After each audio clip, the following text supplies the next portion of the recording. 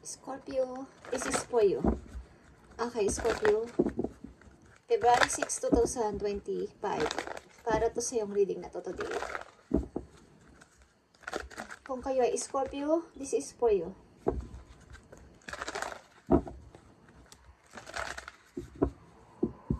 Okay, Scorpio. This is for you. Nandito ang stargazing, guys. Scorpio, when you gaze at the stars, you give yourself very focus. Your intuition will be flow more freely and reveals what you need to know about your situation.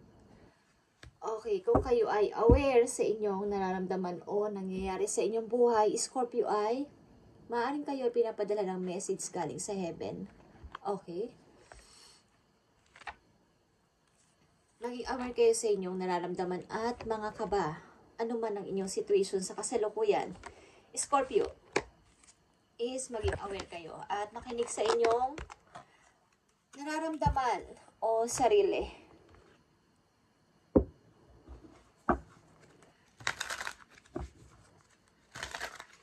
Dapat stay connected kayo sa nature, lalo sa moon, sa stars. Okay. Scorpio, tingnan natin ang inyong message today. At silipin muna natin ang inyong nakaraan, maaring last year or sa mga nakaraang buwan.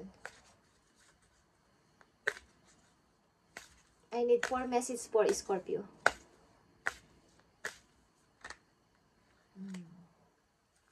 May naalala kayo sa malayo. Yan sa inyo, guys. Mga iniwan nyo sa malayo. Maaring anak ninyo. Okay, Scorpio, this is for you. Silipin natin ang inyong nakaraan. Okay, meron kayong lovers din sa malayo at maaring kayo ay nagmamahalan na dalawa. Maaring mga nakaraang taon o nakaraang mga taon o buwan. Okay? Naghahangat ka na makaipon ng pera sa mga nakaraan yung taon o buwan. At gagawin mo ang lahat kahit may masaktan. Gusto mong kumilos, gusto mong gumawa ng paraan kahit na may masaktan. Ang ilan din sa inyo ay may mga nawalang tao na mahal nyo sa buhay, literal, pumanaw, okay?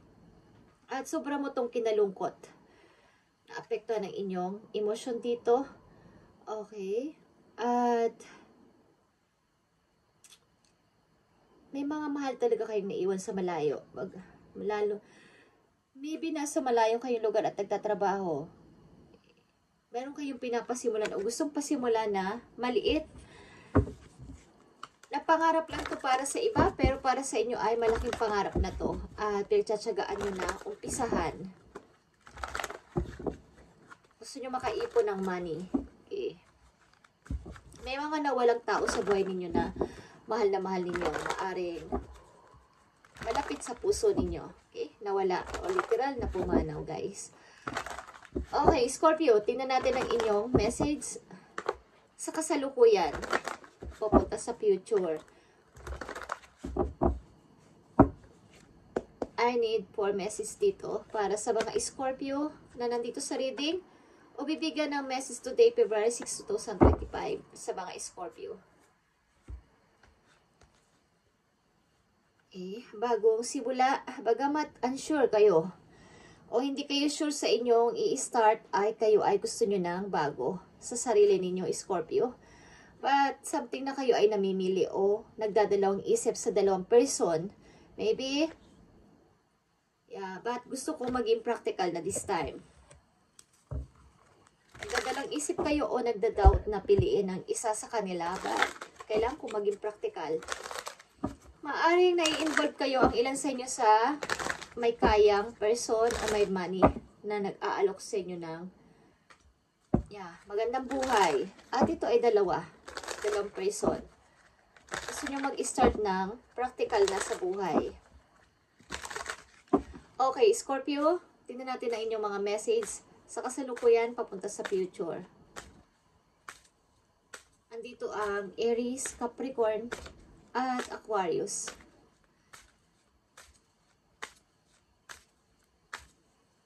Andito din ang Libra, Sagittarius. Okay, Scorpio. Message sa inyo sa kasalukuyan papunta sa future na mga dapat din yung malaman. Okay. Maaaring kayo ay nag-iisip magpagawa ng bahay o mag-start na bumuo ng isang nagsisimula kasi kayo at gusto nyo ng bagong buhay, bagong bahay na rin. Yay. Marami kayong iniisip at gustong pasimulan. But may kinalaman ito sa money. Ang ilan din sa inyo, Scorpio, ay may i-start na negosyo. Ang ilan sa inyo ay buntis o magbubuntis. Yeah, namimili kayo sa dalawang direksyon o dalawang tao dito. Guys, Scorpio, sa inyong kasalukuyan. Maaring nagbunga na o magbubunga na ang pagmamahalan ng inyong minamahal, guys.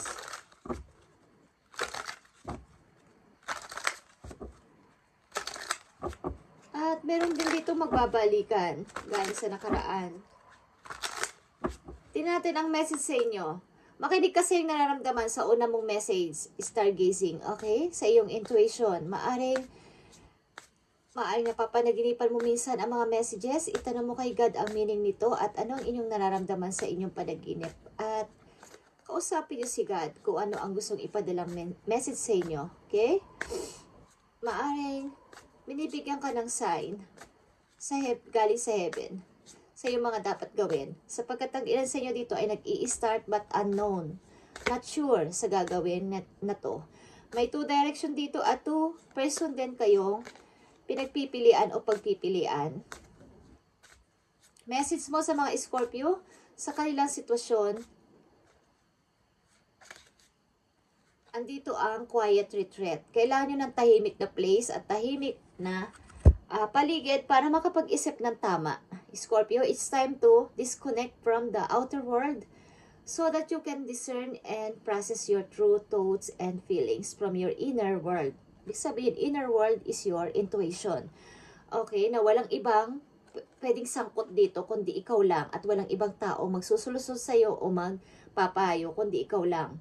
Create this quiet time for yourself and you'll live and you'll have more clarity about what to do next. Okay. Malalaman mo dito ang dapat mong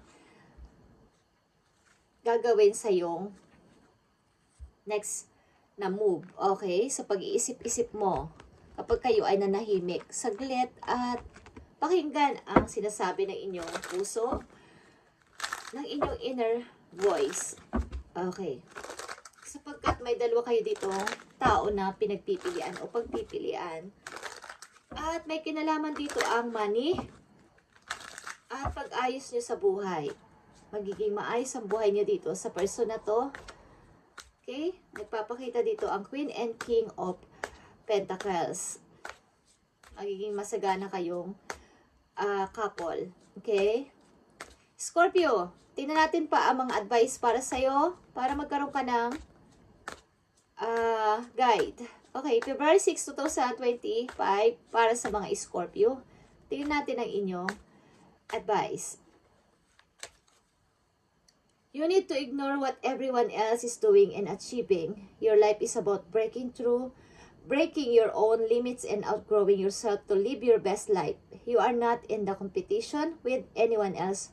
Plan to out of your past, not other people. Okay, huwag kayong makinig sa iba, huwag kayong makipag-compete sa iba sapagkat gagawin mo to para sa iyong ikakabuti, para sa iyong ikakabuti sa buhay, papunta sa future.